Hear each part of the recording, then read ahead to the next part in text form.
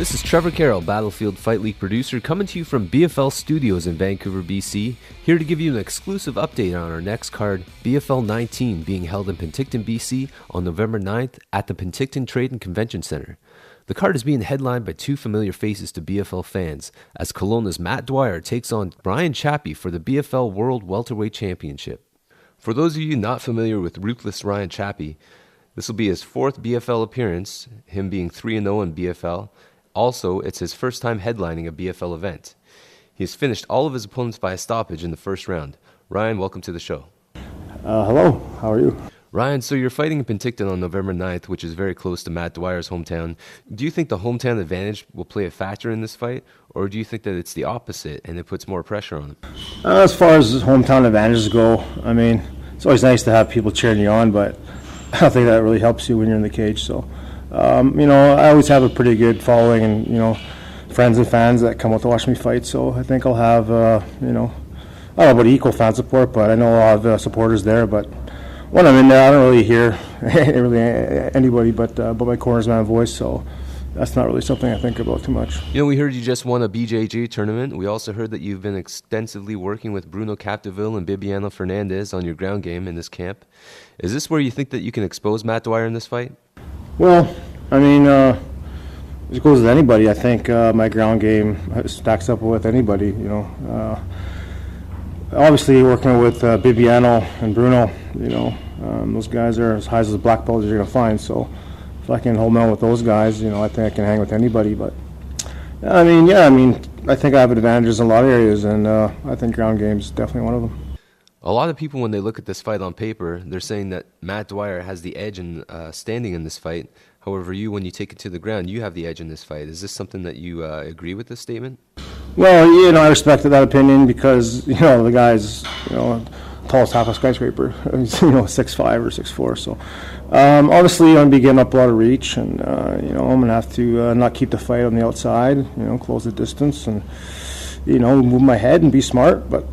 I can see where the public perception is that, of that theory of me being a bit on the ground and him to stand up, but, it's a fight, and it's not a math test, it's not an equation. You can't just say X plus Y equals XY. So,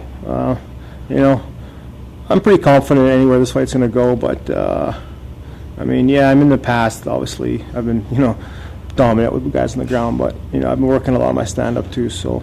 We've heard that you've been working a lot on your boxing with Tony Pep going into this fight. Do you see Dwyer's length in boxing as his biggest threat in this fight?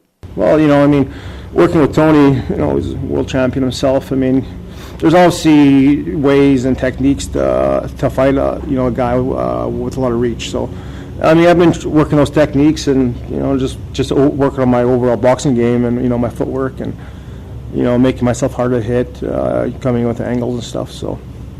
obviously I've worked some techniques, just for Matt, but, I'm just, I just like to train and I'm just, trying to become an overall martial artist.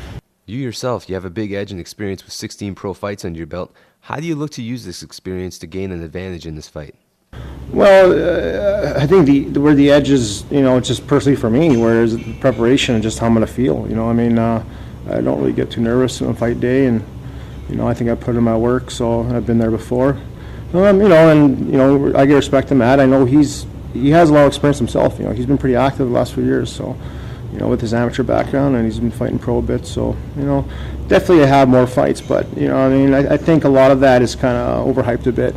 When people put experience versus youth, and I think it's whoever prepared better, and who comes out the best game plan, and who's the best man on that night. So is your game plan to push the pace and finish the fight early, or are you looking to take a more methodical approach like you did against Levi Alford and look to step back and counter and look for openings? Yeah, you obviously, you train your game plan over and over and you go through the fight in your head a million times, but, when you're in there and you touch gloves, I just kind of go with what I feel, with what I see. So, I've put in a hard, long camp for this, so... I've done lots of sparring, so I think I don't think any specific. How can I word this? I think my game plan, is well prepared. So I'm just gonna be myself and fight my fight. And I'm an aggressive fighter. I'm known as that, but I'm also with the experience and getting older, I think I've learned to be a little more patient and, let things come to me a little bit. Ryan, you've looked absolutely unstoppable in Battlefield. You've never been past the first round. Do you think Dwyer is the more complete fighter than any of your previous opponents, or do you think, or do you feel confident that you can also finish him early and become the world champ? Oh, 100%, yeah, 100%. I think he's a very complete fighter, coming from a good camp with a good coach.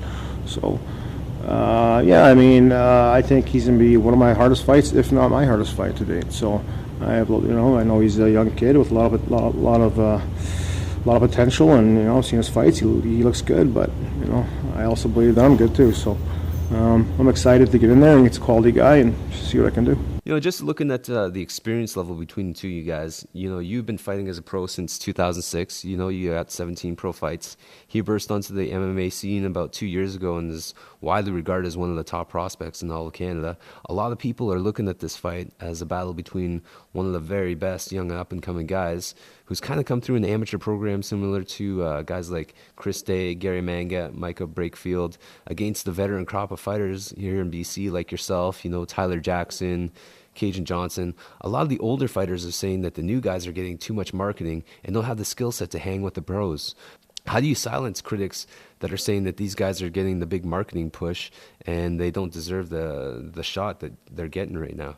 No, I understand about the amateur guys getting a big push because, the amateur scene is very big in Vancouver, right? And some of us, I wouldn't say older guys, but pros that have been around a bit, we don't get to fight here. So, we don't, the amateur scene, I think the amateurs are more known here than the pros. That's for obvious reasons, right? But, I'm not looking to silence anybody or something like that, but I think, me getting in there and performing to my capabilities, I think it'll show, what guys like myself are capable of. And, obviously, I wouldn't say he's the new breed or I'm the old dog, but, I got a lot of respect for anybody that trains, and I know he trains hard, so, I don't put too much into the whole, all that kind of stuff. But I think with a convincing win, I think it'll, people can make up their own minds about that.